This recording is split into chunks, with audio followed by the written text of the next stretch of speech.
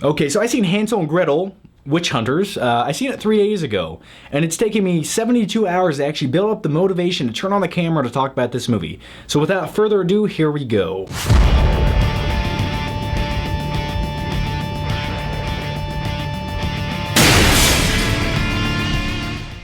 Alright, so this movie stars Hawkeye and this really hot chick right here. I don't know her name. I think it's Gemma something. Either way, she's super hot. And I thought it was a chick from Captain America, but I was wrong because I had to go home and look it up. So anyway, this movie is a reboot, a retelling, a reimagining of the classic childhood fairy tale of two young kids who get lost in the woods. They go to a house full of candy.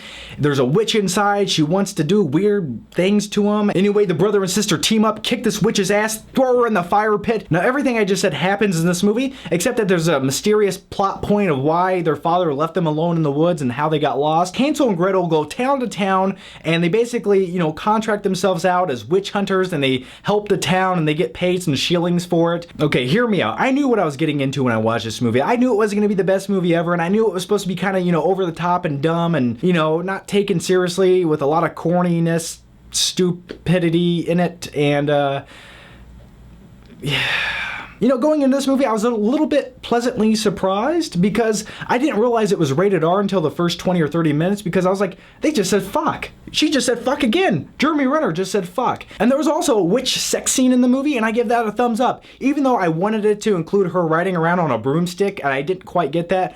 But even so, I was like, oh, okay, that was... And the main bad witch of the movie, Famke Janssen, I think I said her name right. Anyway, I've always found her very mysterious and hot. She's kind of like one of those chicks who would kill you while you're sleeping. I don't know why that is, but that's always fascinated me. Anyway, she's like the head witch of the movie, and she's trying to figure out a way to make witches impenetrable to fire. And that's bad, because you need fire to kill a witch. But in the movie, for some odd reason, Hansel and Gretel both use crossbows to try to kill witches, and they always have like 85 arrows in each of their crossbows, and they're shooting them out, but they always miss. Like every single shot, they always miss. I think one time they shot a witch with a crossbow. Anyway, this movie kind of reminded me of Van Helsing. It was kind of cheesy and cliche and over the top, and they were trying to have a lot of fun with it, with modern day humor and a lot of other things that wouldn't exist in, the 17, 1800s. There's one really cool scene with this troll who, by the way, reminded me of the Incredible Hulk. He's a big, broody CGI guy, except the CGI in this movie is a little bit off. Anyway, he's running around, killing people, squashing their head like zits, and there's blood and splatter and everything everywhere, and he's kind of a badass. And some of the prosthetics that the actresses wear for the witch makeup looked a little bit stiff. It looked like they were in prosthetics cemented onto their faces. You could see them trying to act, but they couldn't. They were just like, I'll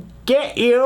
Anyway, Hansel and Gretel is just a mediocre movie that definitely deserved its release date in January. It's not good, it's not great, and I give it props for being rated R. They actually took a risk and, threw in a little bit of adult content there. I'm gonna give Hansel and Gretel a D. It's not a boring movie when you watch it, it's just not a very good movie. So anyway, guys, my name's John, this is the Flick Pick channel, and if you haven't already, make sure you watch my last video. It's where we talk about Paul Giamatti playing Rhino in the upcoming Amazing Spider-Man 2. So anyway, guys, thanks for watching, and I'll see you next time.